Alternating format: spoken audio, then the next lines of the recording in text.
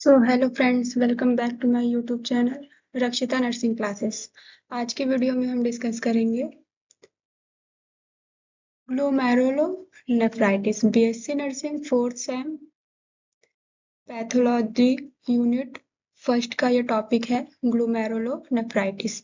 इस वीडियो में हम देखेंगे ग्लोमेरुलोनेफ्राइटिस के टाइप्स, कॉजेस, पैथोफिजियोलॉजी, पैथोजेनेसिस, हिस्टियोलॉजी। ये सारी चीजें हम इस वीडियो में डिस्कस करने वाले हैं। तो चलिए वीडियो को स्टार्ट करते हैं। फर्स्ट टॉपिक है हमारा definition. Glomerulonephritis is a medical condition involving inflammation of the kidney टिनी filtering units called glomeruli. तो ग्लोमेरुलाई नेफ्राइटिस जो है एक मेडिकल कंडीशन है। इसमें होता क्या है कि हमारे किडनी में इन्फ्लामेशन कॉज हो जाता है। किडनी में जो फिल्टरिंग यूनिट्स होते हैं ग्लोमेरुलाई, उसमें इन्फ्लामेशन कॉज होने लगता है। तो इस कंडीशन को हम ग्लोमेरुलोनेफ्राइटिस बोलते हैं। अगर सिंपल डेफिनेशन देखें तो ग्लोमेरुलोनेफ्राइटिस इक्वल टू क्या है? Inflammation of the glomeruli that reduce the kidney ability to filter waste and excess fluid from the blood. मतलब ये ग्लोमेरुलोनेफ्राइटिस में होता क्या है कि ग्लोमेरुलाई जो है हमारी किडनी के, उसमें इन्फ्लामेशन कॉज हो जाता है, जिसकी वजह से ब्लड फिल्टर करता है ग्लोमेरुलस, तो वो फिल्टर नहीं हो पाता। जो वेस्ट है वो फिल्टर नहीं हो पाता और फ्लूइड एक्सेस हो जाता है हमारे ब्लड में। तो इस कंडीशन को हम ग्लोमेरुलोनेफ्राइटिस कहते हैं। The glomeruli act like filters in your kidney. जो ग्लोमेरुलस स्ट्रक्चर है हमारी किडनी का, वो फिल्टर करता है, ब्लड को फिल्टर करता है और जो भी वेस्ट प्रोडक्ट है उनको फिल्टर करता है बॉडी में। व्हेन दे बिकम इन्फ्लेम और damage, waste salt and fluid may not be properly remove. जब भी ये डैमेज हो गया किसी इन्फ्लामेशन या इन्फेक्शन के वजह से, तो हमारे बॉडी का वेस्ट सॉल्ट और जो एक्सेस फ्लूइड है वो प्रॉपरली रिमूव्ड नहीं हो पाता है। तो इस कंडीशन को हम बोलते हैं ग्लोमेरुलोनेफ्राइटिस की कंडीशन में ये सब कॉजेज होते हैं। This can lead to problem like swelling, high blood pressure and change in urine. तो जब ये ग्लोमेरुलोनेफ्राइटिस कॉज होता है पेशेंट को, तो क्या देखने को मिलता है कि स्वेलिंग, हाई ब्लड प्रेशर हो गया है पेशेंट का, यूरिन का कलर चेंज हो जाता है, जैसे कि ब्लड आने लगता है, जिसको हम बोलते हैं हेमेचोरिया। अगर यूरिन में प्रोटीन आ रही है तो उसे हम बोलेंगे प्रोटीन यूरिया। तो ये सारी कंडीशन हमें ग्लोमेरुलोनेफ्राइटिस में देखने को मिलती हैं। नेक्स्ट टॉपिक है हमारा पैथोलॉजिकल डिफिनेशन। तो glomerulonephritis is a group of disease characterized by inflammation and structural damage of the glomeruli. Glomeruli एक ग्रुप ऑफ डिसीज है जो इन्फ्लेमेशन और स्ट्रक्चरल डैमेज हो जाता है हमारे ग्लोमेरुलाई, मतलब ग्लोमेरुलस में इन्फ्लेमेशन और जो उसका स्ट्रक्चरल है वो डैमेज हो जाता है। इसको आइडेंटिफाई करने के लिए लाइट माइक्रोस्कोपी, इम्यूनोफ्लुरेंस और इलेक्ट्रॉन माइक्रोस्कोपी जैसे टेस्ट किए जाते हैं। नेक्स्ट टॉपिक है हमारा टाइप्स। तो टाइप्स में हम देखेंगे कि कितने टाइप्स के होते हैं। तो फर्स्ट टाइप है हमारा एक्यूट ग्लोमेरुलोनेफ्राइटिस। एक्यूट ग्लोमेरुलोनेफ्राइटिस में क्या होता है कि 6 मंथ से कम के टाइम में जो भी हमें कंडीशन हो रही है ग्लोमेरुलोनेफ्राइटिस में, 6 मंथ से कम टाइम में जो हो रहा है वो होगा हमारा एक्यूट ग्लोमेरुलोनेफ्राइटिस। लेकिन वही अगर 6 मंथ से ज्यादा जा रहा है कंडीशन, जैसे हमें ग्लोमेरुलोनेफ्राइटिस कॉज हुआ, 6 मंथ में हमने दवा ली, मेडिसिन लिया, सारा एग्जामिनेशन कराया, चेकअप कराया, सब कराने के बाद, मेडिसिन लेने के बाद ग्लोमेरुलो जो नेफ्राइटिस कंडीशन हो रही थी वो सही हो गया, तो ये हमारा एक्यूट में आएगा। बट ये क्रॉनिक से 6 मंथ से ज्यादा चला गया है तो ये हमारा क्रोनिक ग्लोमेरुलोनेफ्राइटिस कहलाएगा। और रैपिडली प्रोग्रेसिव ग्लोमेरुलोनेफ्राइटिस में क्या होगा कि एक बार हुआ, मेडिसिन लिया, सही हुआ, दोबारा फिर हो गया, फिर मेडिसिन लिया, फिर सही हुआ, मतलब उसका ट्रीटमेंट लेने पर वो सही हो रहा है, बस उसमें रिलीफ मिल रहा है, वो एकदम से प्रॉपर सही नहीं हो रहा है कंडीशन। तो वो हमारा आएगा रैपिडली प्रोग्रेसिव ग्लोमेरुलोनेफ्राइटिस के अंदर। नेक्स्ट टॉपिक हमारा कॉजेस। कॉजेस में है, सबसे पहला कॉज है हमारा immune mediated cause. Most common cause है ये इम्यून कॉम्प्लेक्स का डिपोजिशन होने लगता है। अब इम्यून कॉम्प्लेक्स क्या होता है, तो एंटीजन और एंटीबॉडी मिलकर कॉम्प्लेक्स बनाते हैं जिसे हम इम्यून कॉम्प्लेक्स कहते हैं।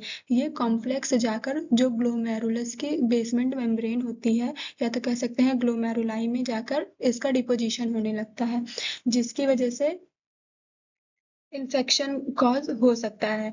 तो इसका एग्जाम्पल है पोस्ट स्ट्रेप्टोकोकल इन्फेक्शन, ये थ्रॉट और स्किन में कॉज होगा। सिस्टमिक ल्यूपस इरिथ्रेमेटस, आईजीए नेफ्रोपैथी, ये तीन एग्जाम्पल हैं इसके।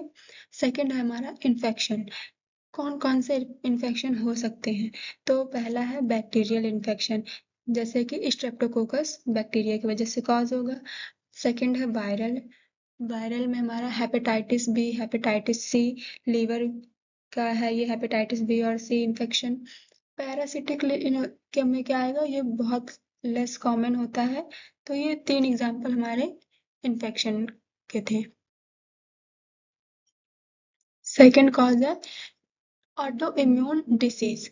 ऑटो इम्यून डिसीज मतलब हमारी जो बॉडी है खुद को नुकसान पहुंचाती है, ऐसे डिसीज को हम ऑटो इम्यून डिसीज बोलते हैं। जैसे body attack its own kidney tissue, हमारी बॉडी अपने ही किडनी टिश्यू पर अटैक करने लगती है, जैसे systemic lupus erythematosus, vasculitis, Goodpasture syndrome, ये सारी कंडीशन इसमें आती हैं। सिस्टमिक डिसीज में क्या आएगा, diabetes mellitus, hypertension, amyloidosis. Fifth condition है हमारा जेनेटिक या हेरिडिटरी कॉजेस, इसमें आ जाएगा Alport syndrome, thin basement membrane disease, मतलब कि जो हमारी ग्लोमेरुलाई की बेसमेंट मेम्ब्रेन होती है वो थिन हो जाती है, उसकी वजह से ये कॉज हो सकता है।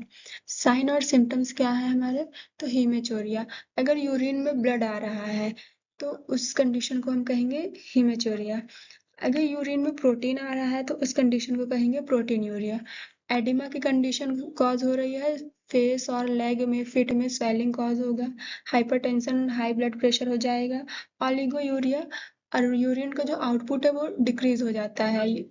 फॉमी और स्मोकी यूरिन होगा, फैटिग और वीकनेस फील होगा, नॉजिया, वॉमिटिंग और यूरेमिया, मतलब एडवांस स्टेज पर यूरिन पास होने लगेगा।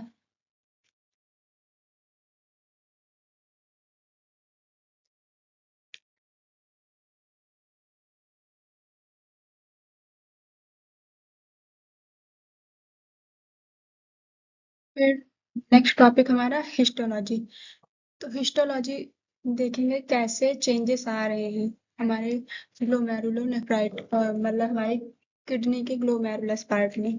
तो सबसे पहले इन्फ्लामेशन कॉज होगा। इन्फ्लामेशन कॉज होने के बाद, जब इन्फ्लामेशन कॉज हुआ तो इन्फ्लामेशन कॉज होने के बाद हाइपर सेलुलैरिटी, हाइपर सेलुलैरिटी का मतलब होता है कि सेल्स के जो नंबर है वो एक्सेसिव हो जाते हैं, इंक्रीज हो जाते हैं सेल के नंबर। जब सेल के नंबर इंक्रीज हो गए तो ये जाकर हमारे ग्लोमेरुलस पार्ट के बेसमेंट मेम्ब्रेन में जाकर वहां पर डिपोजिशन इनका होने लगता है, जिसकी वजह से बेसमेंट मेम्ब्रेन डैमेज हो जाती है, या तो कह सकते हैं कि बेसमेंट मेम्ब्रेन थिन हो जाती है। जब बेसमेंट मेम्ब्रेन थिन हो जाती है वहां पर जाकर फिर इम्यून कॉम्प्लेक्स मतलब एंटीजन और एंटीबॉडी का कॉम्प्लेक्स जाकर वो डिपोजिट होने लगता है। डिपोजिशन की वजह से क्रिजेंट फॉर्मेशन होता है। बेसमेंट मेम्ब्रेन हमारी डैमेज हुई, जिसकी वजह से क्रिजेंट फॉर्मेशन मतलब मेम्ब्रेन बहुत थिन हो जाती है, और थिन होने के बाद यहाँ पर GFR ग्लोमेरुलस फिल्ट्रेशन रेट कम हो जाता है, प्रोटीनूरिया होने लगता है, हेमेचूरिया होने लगता है, जिसकी वजह से ये क्रॉनिक कंडीशन में डिक्रीज हो जाता है, ग्लोमेरुलोस्क्लेरोसिस कंडीशन आ जाती है। फिर नेक्स्ट टॉपिक है हमारा, क्या है कि वन लाइन अगर मेमोरी शॉर्ट शॉर्ट ट्रिक अगर हमें याद करना है तो सबसे पहले इन्फ्लामेशन कॉज हुआ, इन्फ्लामेशन होने के बाद सेल का नंबर जो है वो इंक्रीज हो गया। जब सेल का नंबर इंक्रीज हुआ तो मेम्ब्रेन डैमेज होने लगी, मेम्ब्रेन डैमेज होने की वजह से वहां पर इम्यून कॉम्प्लेक्स का डिपोजिशन स्टार्ट हुआ और स्कैरिंग होने लगी। ये इसका प्रोसेस है हिस्टोलॉजी का। नेक्स्ट टॉपिक हमारा है पैथोजेनेसिस। पैथोजेनेसिस में क्या होगा देखिए, सबसे पहले कोई भी ऑटो इम्यून डिसीज या तो कह सकते हैं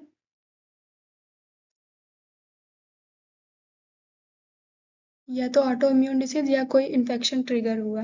तो इन्फेक्शन के ट्रिगर होने की वजह से एंटीजन फॉर्मेशन हुआ। एंटीजन फॉर्मेशन जब होगा तो वहां पर एंटीजन और एंटीबॉडी कॉम्प्लेक्स फॉर्मेशन होने लगेगा। एंटीजन एंटीबॉडी कॉम्प्लेक्स फॉर्मेशन होने के बाद ये जाकर ग्लोमेरुलस पार्ट में डिपोजिशन इनका होगा, जिसकी वजह से एक्टिवेशन होगा कॉम्प्लीमेंट सिस्टम का। कॉम्प्लीमेंट सिस्टम यहाँ पर जो एक्टिवेशन होगा ये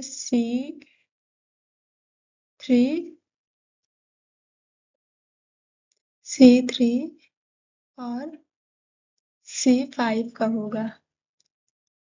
तो ये दो चीजों का यहाँ पर एक्टिवेशन हो जाता है, साइटोकाइनेस 3 और साइटोकाइनेस 5।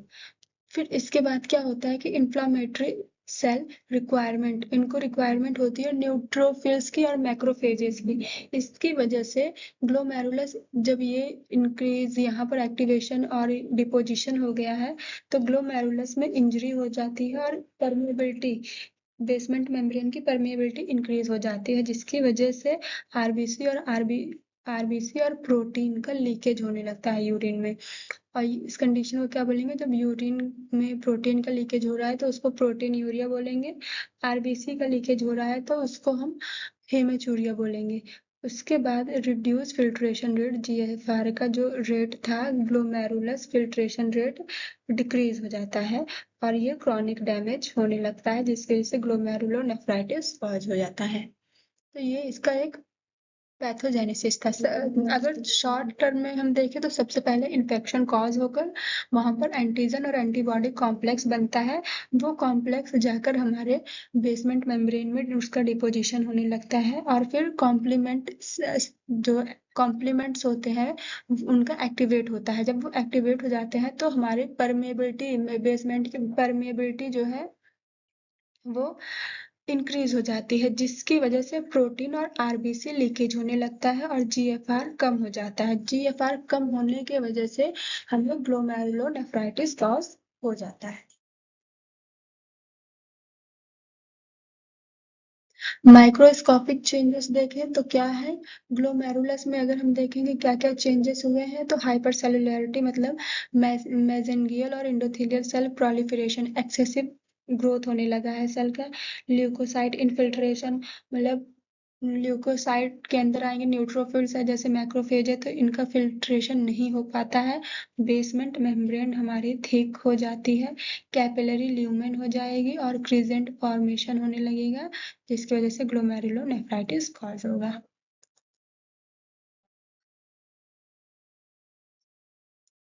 सेकंड है हमारा इम्यून चेंज। इम्यून चेंज में क्या होता है कि जब एंटीबॉडी और एंटीजन का कॉम्प्लेक्स बनता है तो कॉम्प्लीमेंट एक्टिवेशन होता है। कॉम्प्लीमेंट एक्टिवेशन कौन सा होगा, C3 और C5 का। तो ये ग्रैनुलर और लीनियर इम्यूनोफ्लोरेंस पैटर्न बनाते हैं। फोर्थ पॉइंट है हमारा ultra structural changes. Electron dense deposit मतलब सब एपिथेलियल सेल, सब एंडोथेलियल सेल और मेसेंजियल सेल, ये सब सेल्स जो होते हैं ये जाकर बेसमेंट मेम्ब्रेन में इनका डिपोजिशन होने लगता है, जिसकी वजह से बेसमेंट मेम्ब्रेन थिक हो जाती है।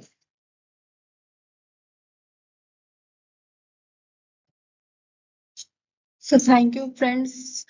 अगर वीडियो अच्छी लगी हो तो चैनल को लाइक शेयर सब्सक्राइब जरूर करिएगा। नेक्स्ट पार्ट हम नेक्स्ट वीडियो में देखेंगे। Thank you.